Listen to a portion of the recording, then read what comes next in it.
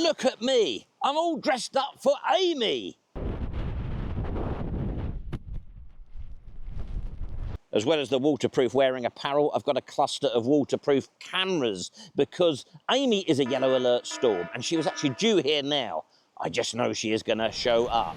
In this video, we're going to attempt to ascend 1,600 feet above sea level to investigate some rare for this area Neolithic rock art. That is rock art that is over 5,000 years old. The trouble is, it's on top of this fell. We've got the storm, but we are nothing if we are not intrepid antiquarians. Plenty of antiquarian discomfort coming up then. It may look like an ordinary prehistoric cairn on the map there with its oldie-worldy lettering, but it is not, because the Bronze Age builders of this cairn used some stones that had been carved by a different people a very long time before. Can we do this? You bet we can. Join me!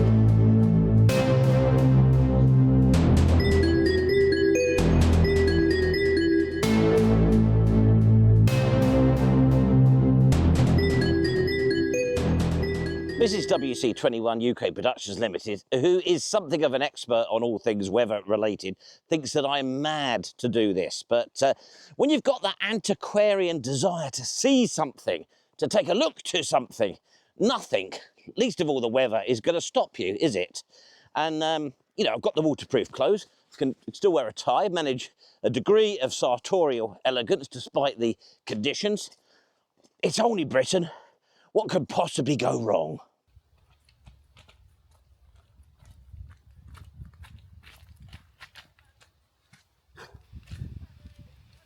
Oh, not again. Crying out loud. Absolutely glorious autumnal colours as we make our way up here. So we're heading off up a fell called Addlebrough. And that's a name to conjure with, isn't it?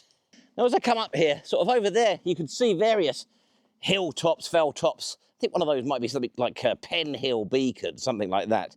And over the years, they've been used to, you know, for fire beacons, warning of Napoleon invasions, that sort of thing. And more recently, jubilees. And whilst Addlebrough might not be sort of officially mountain height, it is really prominent. I hope I'm going to get some sort of footage. Might have to do the Google scam to show you how significant it is. Or I could actually show you a J.R. Hopper & Co. estate agency board. They have Addlebrough as their sort of mascot on their for sale boards. You know, so it's not as high as a mountain, but it is significant, prominent with amazing views. So it really is understandable how the English would have attached that borough to it. But nowadays, we don't actually think that there is any remains, or that there ever was, I should say, a Roman fort on the top. I think for years, people were thrown by Camden talking about trenches up there, sort of in the 1590s. But we'll have a look, see what we think when, if we get there. I can sense the rain is coming. If there were any Roman involvement with the top of Addlebrough, I don't think it would be a fort, because directly below it in Bainbridge, they had a fort, a significant fort, which I did manage to get some footage of on the way out before. You know, Amy is still late. She's still not here with us, but I can sense her in the breeze. So yeah, there's a significant fort down in the valley at Bainbridge, a Roman fort. So at best, up the top here, I think, you know, maybe a signal station, something like that. But the latest thinking, as I say, is that there is nothing. In fact, the only scheduled monument that we have up here is actually a Bronze Age cairn, which will intrigue you, because you know we're going to look at Neolithic rock art.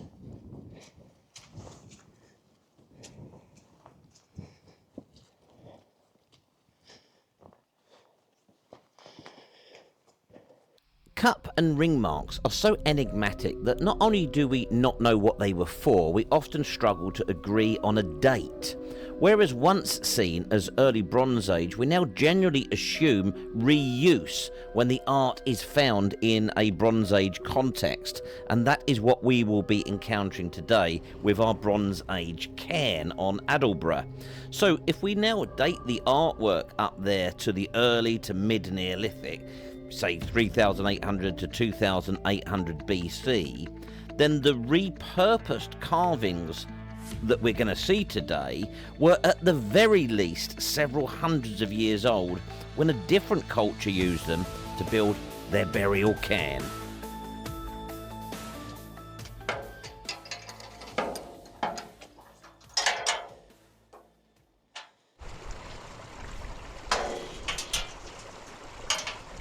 And that, incidentally, took 3 cameras for that gate opening bit there. And those of you like Barry who love to do the old tripod spotting, I'll probably have a field day with some of these bits. But I think that the hero camera is going to have to be packed up tightly in its waterproof casing soon, because increasingly I can feel the rain coming in. Amy is on her way.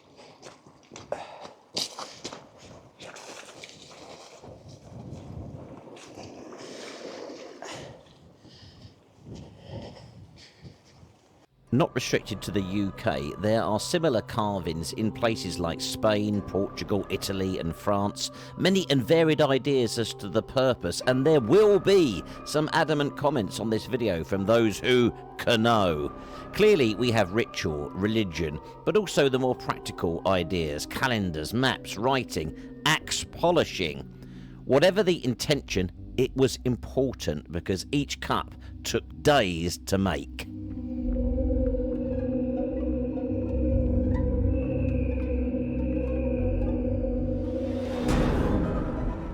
Yeah, she is arriving. It's time for this to go away. So that is the end of complicated 3-camera gate opening and closing scenes for this video, I'm afraid.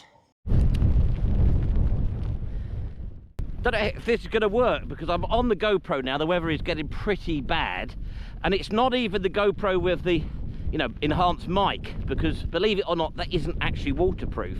So I've just got one of those sponge things around the mic. If I'm not syncing very well, then I've dubbed this in the studio.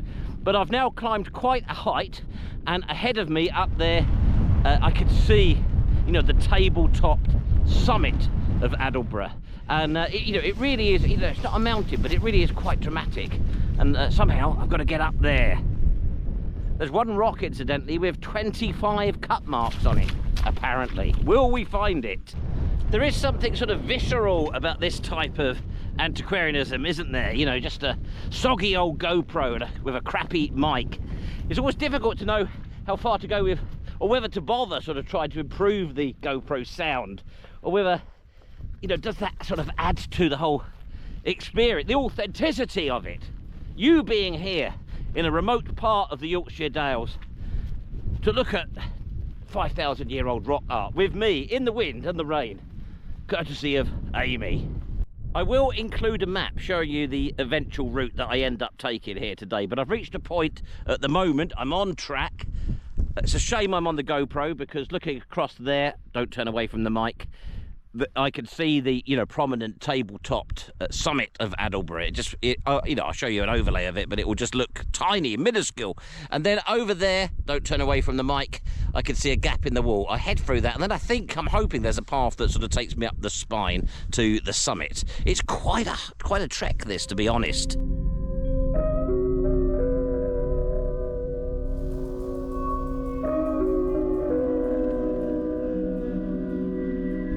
One forgets the joys of filming with GoPro, how easily it flips onto time-lapse without you noticing.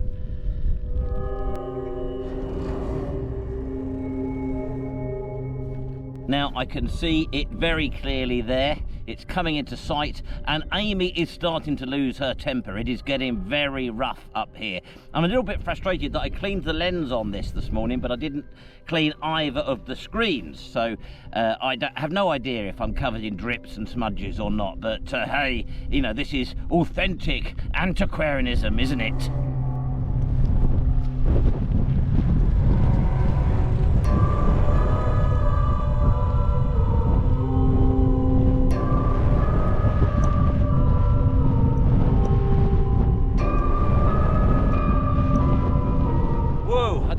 That's gonna come out. What a place to bury your dead. In the Bronze Age, they plonked their dead up there, and I think you can understand why, can't you? They didn't live there. There are settlements, by the way, on the southern side of this fell. Bronze Age settlements, I believe. We're not visiting those in this video. They lived over that side, but they put the dead up there. They had such a sense of place, didn't they?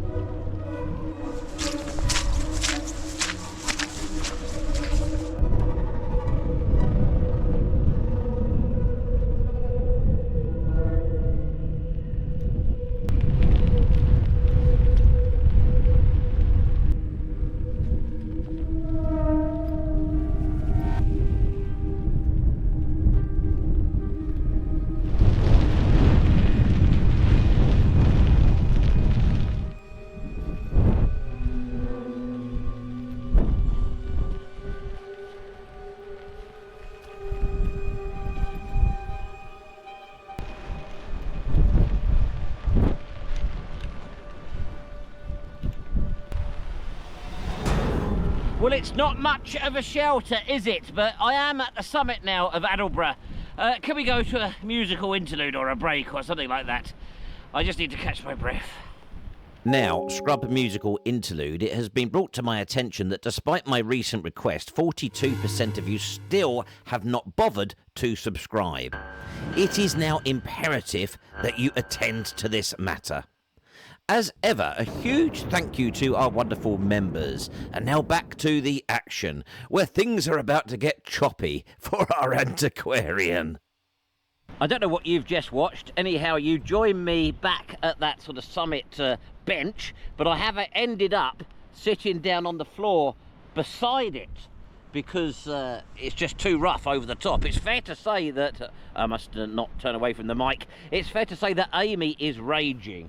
I wish that we could have had a storm called Antiquarian today. That would have been better. Perhaps we should start a campaign. I've got a cheese and onion thing that I've made, and if you've seen some B-roll of me pouring my coffee by undoing the top of the flask and pouring it out, I am aware that there's a little thing and you don't need to take the top off, but I just find that it goes everywhere, so you don't need to point that out in the comments. Okay? I don't know if you have this, but when I come to these like remote, inhospitable places on horrendous days like this, and I find somewhere to shelter, it's hardly shelter. I mean, Amy is getting at me here, but it's difficult to leave. I like it here with my coffee.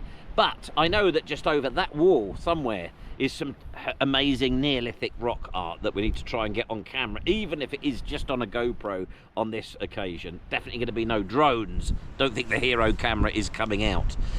Hopefully we'll be able to find it, because I know that there's a report, I think, from 1861, and 3 or 4 carved stones were removed at that time. So let's hope that there are still some left for us.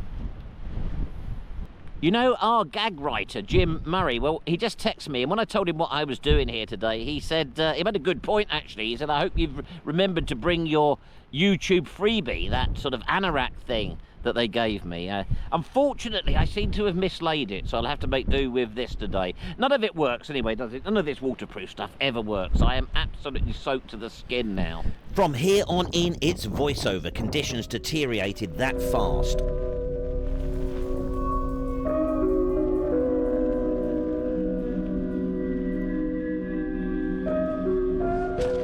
I made my way across the tabletop plateau, noting rocks I'd like to have checked for carvings, but my boots were now absolutely full of water.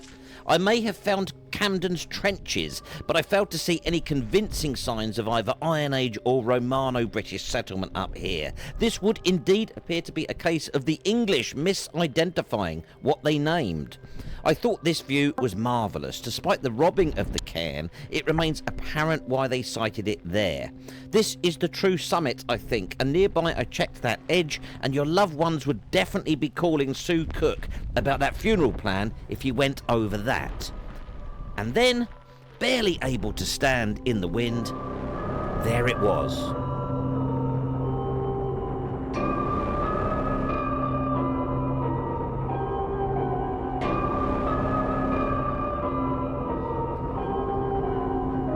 What we're looking at here is a largely robbed out, destroyed Bronze Age round cairn from which at some stage these stones have been rescued and positioned to display the Neolithic rock art upon them. I'm presuming then that the Bronze Age cairn builders didn't display the cup marks. The stone was just incorporated in their structure, but I'm sure they must have noticed it. Now, note this. The base of an Ordnance Survey trig point that once stood here, and possibly its construction accounts for the destruction of the cairn. The circle of displayed stones include at least 3 with cup marks. Naturally, the Victorians had this as a druidic site. This must be the one with 25 cup marks, although given the conditions I was unable to identify the 3 that apparently have rings, or the rosette, or the 2 Ordnance Survey benchmarks. Sometimes when I film in such inclement weather, where I can't fly the drone and the likes, I'll get comments along the lines, "You should have gone back on a better day." Now, I just don't agree with that. Here it is about experiencing things as they happened. Stood there in this bleakness, at this largely overlooked place, I felt connections with both of the prehistoric groups who left their mark here. Was the closing ceremony of this cairn conducted on a day like this? Did they find the cup and ring marked stones in better weather? One day I will come back on a better day. But this was an excellent outing, and I'll never forget it.